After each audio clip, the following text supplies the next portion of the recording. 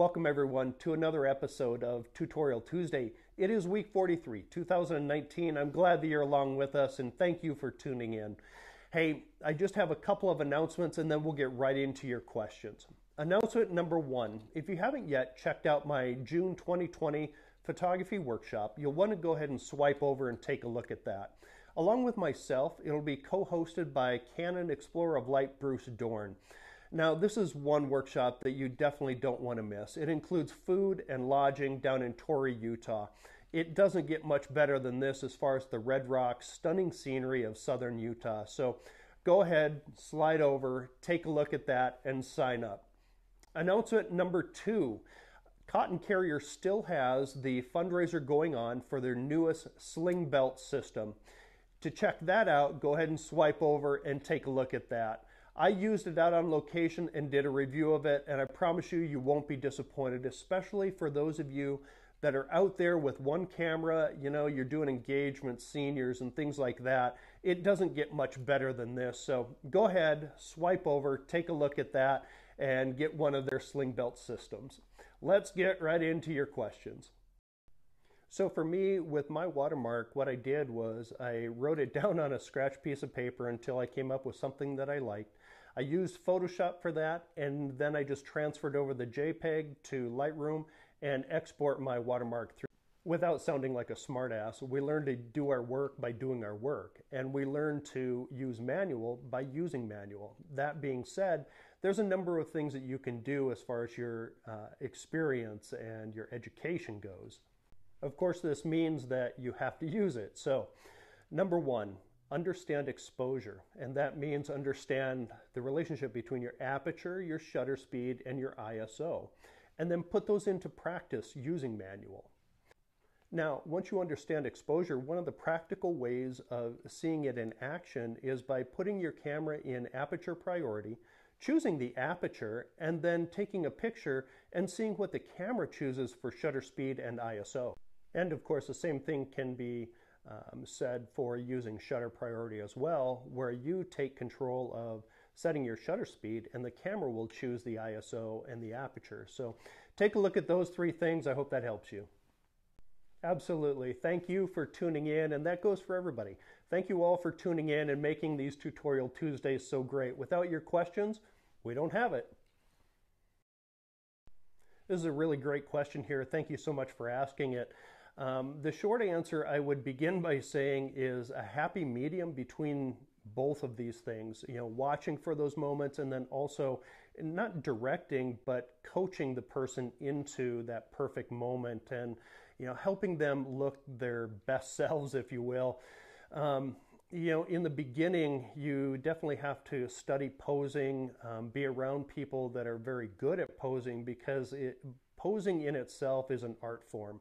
And then having the relationship with the people, learning to work with people and not directing them, but coaching them into that perfect moment. Now, when I'm out on location, like at a branding or ranch life activity, no, there's no coaching involved there. That's all about finding the perfect moment, watching light and, seeing how it's falling on people. But as far as like senior pictures or couples, engagements and things like that, yes, I will coach people into those perfect moments. So thank you so much for asking. Pricing your photography. Have you ever done a Google search on that? Can you imagine how many results you get back? Look, as far as my business goes, I price for profit, and that's going to be different for everybody across the board because everybody has a different experience, your perceived value is different, all of these things. But the baseline for pricing your digital files is going to be 2 and 3 times more than what you would charge for your print images. So if your 8 by 10 costs $50, you would be charging, let's say, $150 or $200 for a digital image. Now that's going to be different for editorial use, like somebody taking a small res file, putting it in a PowerPoint. You probably wouldn't want to charge as much there.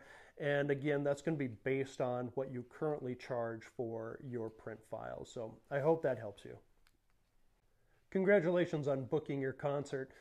Anybody that's worked with me personally, through mentoring or anything like that knows that The first thing I would tell you is no matter what, get the shot. It doesn't matter if that's ISO 400 or 4000, but quite frankly, when it comes down to it, a friend and I covered the Miss Utah pageantry for quite a number of years, and when we're working with people on stage, the reality is that stage lighting is actually pretty beautiful.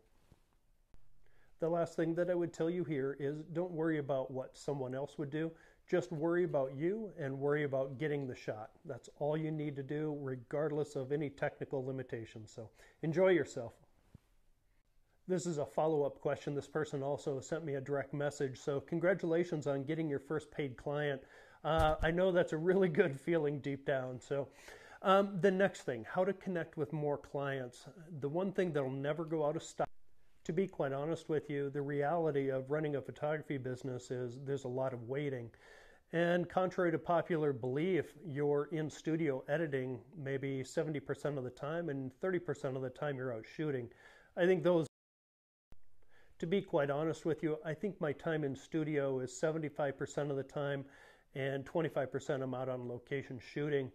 And that's the reality of this business is we build up the shoots to get paid, but then we have to get those. So what happens next is you wait, and while you're waiting for your next client, that doesn't mean you sit back and do nothing. It means you go out and you shoe leather market and you shake hands and you give out business cards and you go get the clients that you want.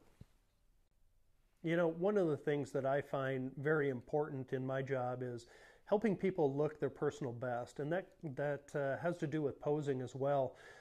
Study, go to workshops, buy books, and work online as well.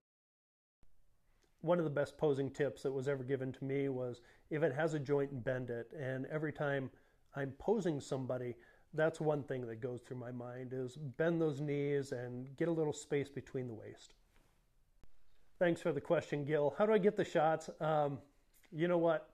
Shoot from your heart. That's the best way to get authentic moments is forget everything else and just shoot what's in here.